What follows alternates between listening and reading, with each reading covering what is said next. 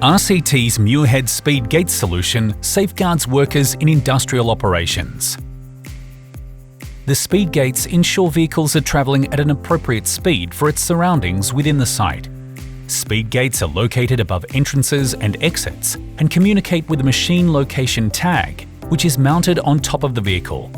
The machine location tag then communicates with a Muirhead speed limiter to manage the vehicle's speed depending on specific location it is traversing through on-site. Additionally, depending on machine type, speed gates may be able to interface directly with OEM speed limiting features.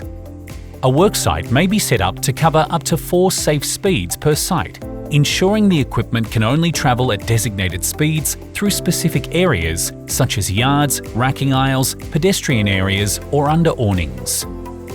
The system components can operate in a variety of environmental conditions and can be easily installed and requires no ongoing maintenance.